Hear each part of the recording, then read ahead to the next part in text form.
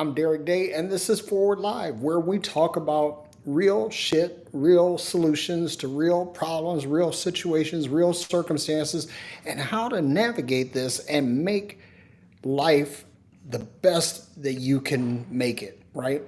And so there are a couple of things that I want to talk about. One is that I don't want to talk about anything conceptual or anything theoretical. I'm going to talk about things that I know have worked for me, and that if they work for me, they will work for you, or some variation of it, because principles are principles, just like gravity. Gravity works for everyone. Aerodynamics works for everyone. Hydrodynamics works for everyone. Electricity works for everyone. So, as last week, we're working from the book NeuroWisdom, and this is by Mark Waldman and Chris Manning. And so I'm talking about the 4 pillars of wealth, because one of the things that I think people really misunderstand, because if you ask someone, would they want to be either the happiest person in the world or the wealthiest person in the world, almost everyone instinctively, automatically will say that they want to be the happiest person in the world. But a study that was revealed in this book, and this was an eye-opener for me, that money actually predicts happiness, and that the happiest people in the world are the wealthiest people in the world. Now, granted, there are exceptions to every rule. Sometimes you find people that have extreme wealth or have all the wealth that they need, and they're still unhappy. Well, there are some underlying mitigating circumstances that actually drive that, and it's different. But one of the things that I think happens is that this is the gaslighting of the wealth of the poor, the gaslighting of the poor by the wealthy, that basically says that, you know, money doesn't buy happiness, and that basically keeps you from amassing wealth.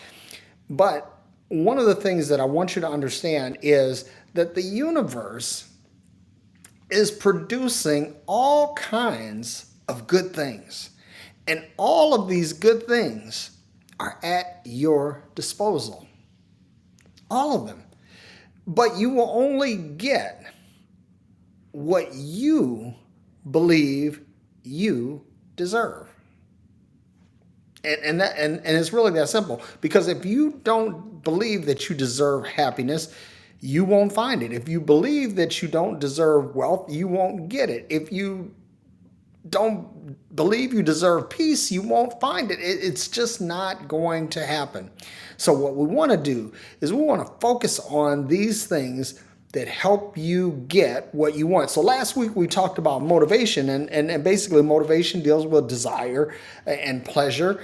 But this week we're talking about decision making. And decision making, I'm going to tell you that out of all the 4 pillars of wealth, this is perhaps the single most important.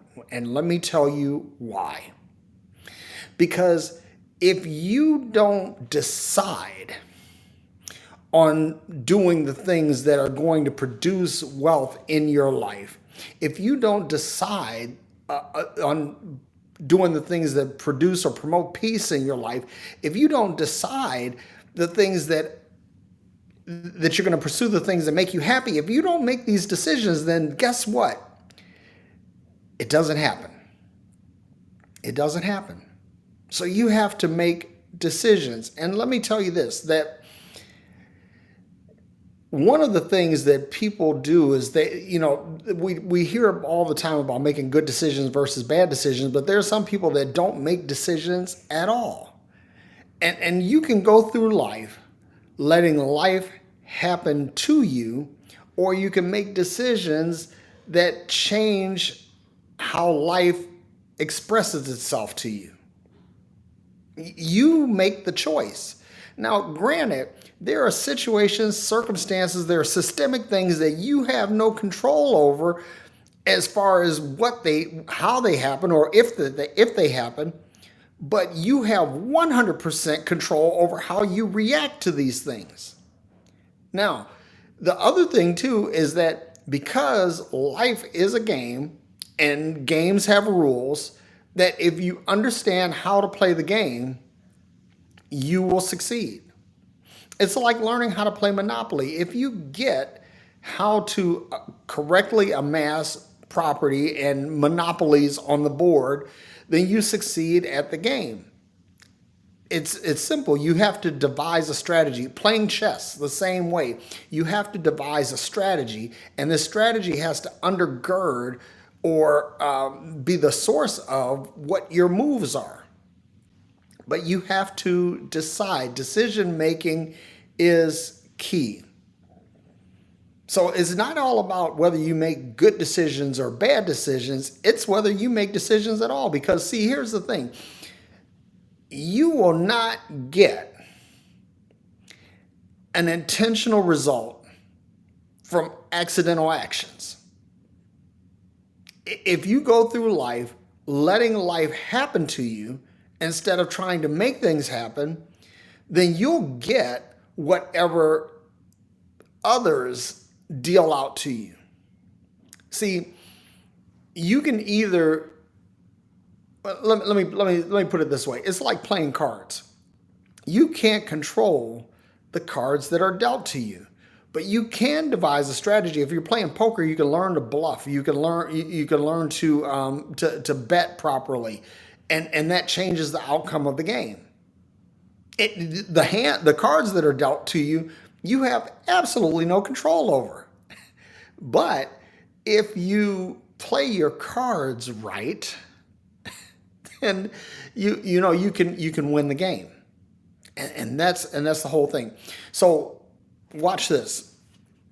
Decision making consists of goals, consciousness, and language. Now, my buddy Aaron Tomlinson, my co-host on Freeology Friday, Aaron talks about consciousness a lot, and he believes that the entire universe is really composed or comprised of consciousness. And I believe that to a certain degree as well. I think we have our nuances as to how we actually believe it manifests, but the consciousness is the key. And what does that mean?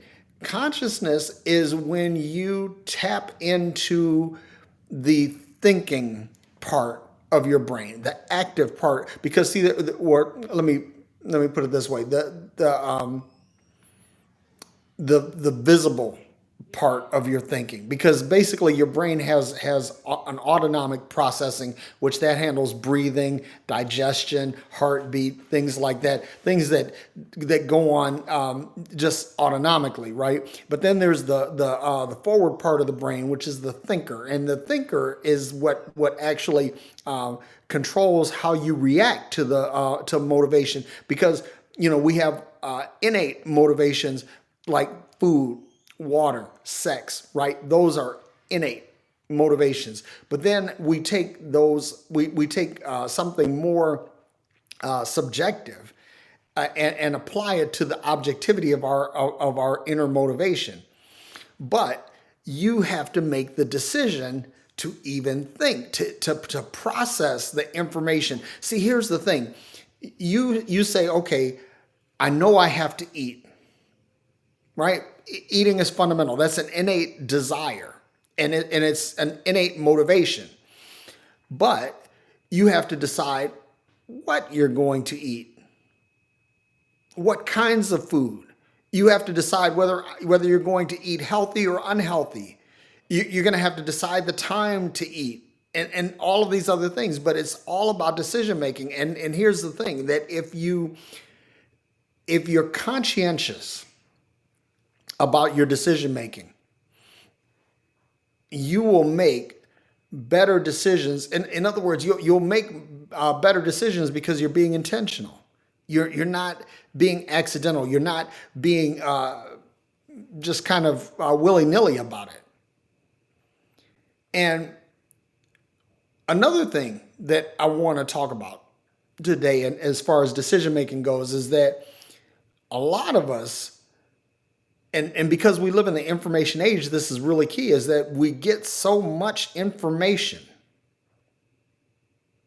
so much data, that we don't act on anything. that's called analysis paralysis. And analysis paralysis is the thief of decision making. It is the thing that will stop you in your tracks and keep you from making any decision. But let's get down to a more fundamental level, a more esoteric level. Let's get down, because one of the things that I think that hinders people is that, we know that you need money to do things. You need money for food. You need money for housing. You need money for clothing, all of these different things, right? And so we know that the amassment of wealth is key to happiness. But a lot of us don't even make this decision. Let me give you an example. If you're doing something that doesn't produce any result, and I got to really clear this up, because one of the things that I say this all the time: do what you love, and you'll never work a day in your life.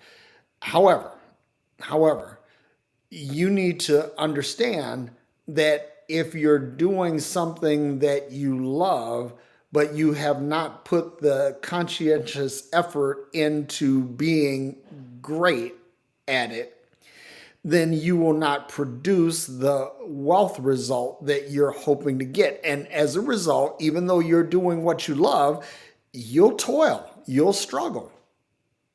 So the thing is that if you choose to do what you love instead of pursuing money for the sake of money, you have to ensure that you are putting in the necessary effort to make sure that you're among the best of who does what you do. Because one of the things that you can write this down is that mediocrity is a harbinger of failure. Mediocrity is a harbinger of failure. That's just being average. I mean, basically, if you are just committed to showing up and doing what's expected, if you make that decision, then you're going to get a mediocre result. And granted, here's the thing. Some people don't even strive for mediocrity. They'll go in and they'll just not be good.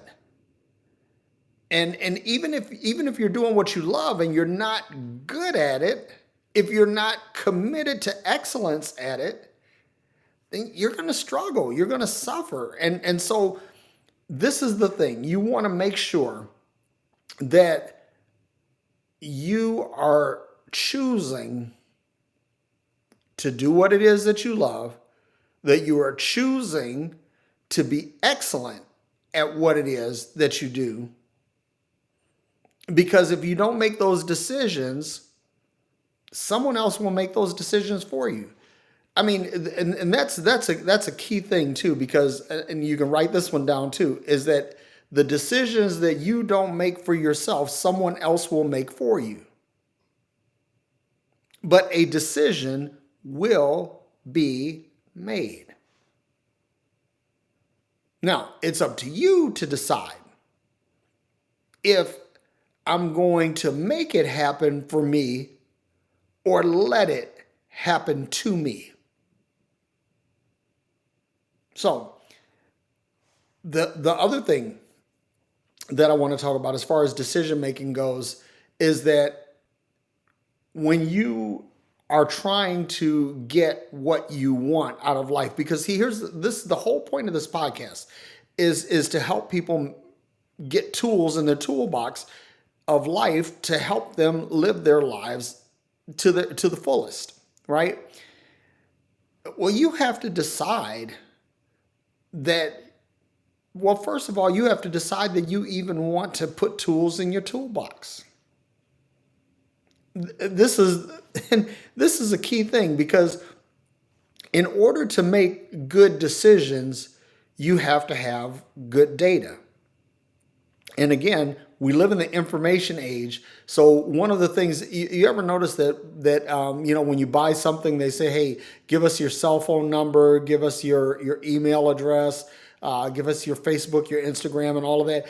There's a reason for that, because what companies are doing is they're gathering data about you, and so all of this data produces data points. And one of the things that if you look at a scatter diagram, you'll see that when you plot data points against a slope, you'll find that this data kind of aggregates in a certain way. In other words, you start to see patterns. And when you are able to identify patterns, this enables you to make decisions quickly. See, here, this is another thing. One of the problems that we face is that because we don't pay attention to data, we wind up agonizing over decisions. And then we are slow to make decisions. And, there's the old saying from the hood, if you snooze, you lose. If you are slow in making decisions, then someone else will make the decision faster and produce a result sooner than you can. And what happens then is that sometimes you don't even get a chance to participate because your lack of decision-making agility has left you pondering while someone else is acting. And while they're acting, the timing of the activity, the timing of the situation, you miss it. You miss it. So that's a key thing. So getting data points. In order to get data points, you have to do some observation, and you have to do some learning, and you have to do some analysis. And granted, I'm going to tell you that this is not easy. That's the other thing too, is that decision making is not always easy. Now, the more data points you have, the easier your decisions become, but it doesn't necessarily mean that they'll be easy. But decision making requires some observation, some data gathering, some analysis, and some processing. In other words, I'm creating a result from this data that I've gathered. But all of that, these are tools, the power of observation, the power of aggregation, the power of analysis, and the power of execution are all tools in the successful person's toolbox. So you have to make the decision that I'm going to have a toolbox and I'm going to diligently pursue the assemblage of tools in the toolbox. You have to decide that, and watch this, like if you're a carpenter or a stonemason or a plumber, basically the way apprenticeships work is that you start off with an empty toolbox and you apprentice under a master for a while, someone who's skilled at what it is that you're doing.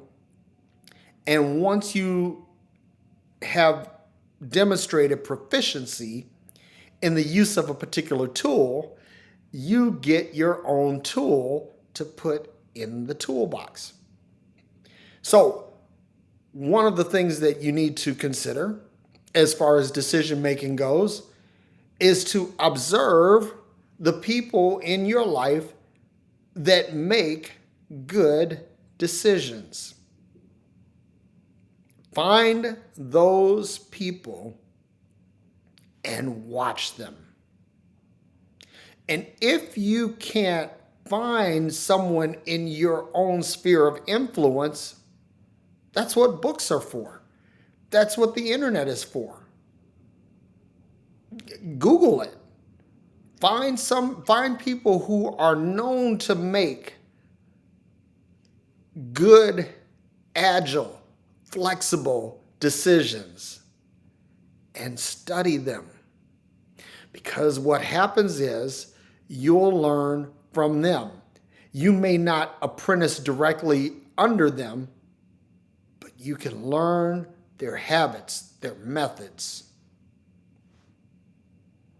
What we need to learn is how to be agile and flexible with our decision making. Because what you don't want to do is again, I talked about patterns, and it's easy to fall into the pattern of observing patterns for the sake of patterns. And then what you're doing is you're watching patterns and you're making all of your decisions based on the patterns. And what you're doing then is you're landlocking your thinking. And you can't properly produce an agile result. In other words, you have to not be cookie cutter in your thinking, in your decision making. You have to be flexible. You have to be agile. And if you learn to identify patterns, but learn to react differently depending on the mitigating circumstances, then you're able to properly apply the pattern to a good decision. In other words, now I'm not just making my decision based on the pattern that I observe, but I'm making a decision based on the situations, the circumstances, the timing, the people, the places, that everything that's around this. So I'm looking at the pattern, but I'm also adapting my thinking to adjust. And that's what we need to do. We need to be flexible. We need to be agile. You need to be elastic in your thinking. And that's the other thing too, is that we get to the point where we become hardened in our thinking and we become inelastic in our thinking. And when you become inelastic in your thinking, then you may have made good decisions in the past, but because you think that you've been successful in decision making in the past, and you become galvanized or wedded to particular patterns, to particular thought processes, to particular results. And what happens is you become galvanized and inelastic in your thinking. And so what happens is you have a change in situations and circumstances, and you're not able to adjust. Let me close by giving you an example. There is a company called Studebaker, and Studebaker is a former car company. But what people don't know is that the Studebaker brothers began their career as blacksmiths making metal parts for horse-drawn wagons. But then around 1865, the Studebaker brothers decided that they were going to actually make wagons.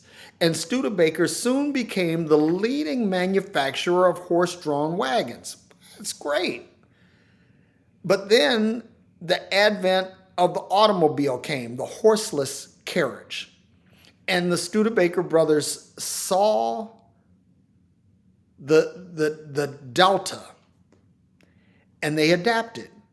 But watch, Studebaker was one of the first electric car manufacturers in America. But what happened was that right around 1903, 1904, the Studebaker brothers discovered that gasoline-fueled automobiles were going to be the future because they were cheaper to manufacture, and they were more, battery technology was nowhere near what it is now, and so they made an adjustment. and they started producing gasoline-powered cars. Then World War II happened. And after World War II, Studebaker decided that they were going to be edgy and produce highly styled automobiles. So they became a styling trendsetter. And soon General Motors, Ford, Chrysler, they were all playing catch up to Studebaker. But Studebaker rested on its laurels. It mismanaged its resources. And by the time the 60s rolled around, Studebaker had completely lost its way in innovation. In other words, the company that had figured out to go from producing parts to actually producing wagons, to actually producing electric cars, to producing gasoline-powered cars, to become a trendsetter and a leader in styling, they lost their edge. They became galvanized in their thinking. And what happened to Studebaker? They died as a company. Most of y'all don't even know what a Studebaker is, but now you know. So learn to make decisions first. Number one, make decisions. Don't get caught in analysis paralysis to where you're frozen and unable to make decisions. Second thing is make good decisions. Good decisions are based on, number one, data points. Data points, gather data points, observation, aggregation, analysis, and results, production. But there's one that I missed, and I got to throw this in here. This is a bonus, is that good decisions don't cause harm. Good decisions help. They help you, but good decisions also help those around you. And that's the other thing, is that the whole human experience is not just what we can get for ourselves, but it's also what we give to others. So that concludes what I have for you today. I hope that helps. And also, if you have any questions about this, or if you want to get this book, the first 5 people that inbox me, I will send them a copy of the book, because this is one of those ones that you need to have. This and Start With Why by Simon Sinek, and The Tipping Point by Malcolm Gladwell, and The 48 Laws of Power, and there are a bunch of others. But the one thing that I want you to do, what I want you to take away from this, and what we're talking about, are the 4 pillars of wealth from this book. If you don't understand the 4 pillars of wealth, you might accidentally stumble into some wealth, but it won't be intentional. And whatever is not intentional, see, here's the other thing too, that what is intentional, you can maintain it. You can't maintain anything accidental, because just as it accidentally happened, it can accidentally be taken away. But what's intentional, you can learn how to obtain, maintain, and retain it. Okay? So thank you for attending my TED Talk. Oh, Native Atheist. NeuroWisdom by Mark Waldman and Chris Manning. You need to get the book. So thanks for attending my TED Talk. Hope that you have a fantastic week. Make sure that you tune in tonight at, I think it's 7 p.m. Central. Daryl Carlson and Ben Urban, they'll be talking about the pluses and minuses of positivity. And as soon as I'm done, make sure you tune in to Aaron Tomlinson. Aaron will be going on live right after I close out. And I'm not sure what he's talking about today, but it will be awesome, because Aaron is a fantastic teacher and speaker. You don't want to miss that. And of course, make sure that you're with us for Freology Friday, every Friday at 7 p.m. Eastern Time on Facebook Live, and also Unreligious with my man Jimmy Ligon, 8 p.m. Eastern Time on Facebook Live. So that's our lineup, and that's all, folks. Have a great week, y'all.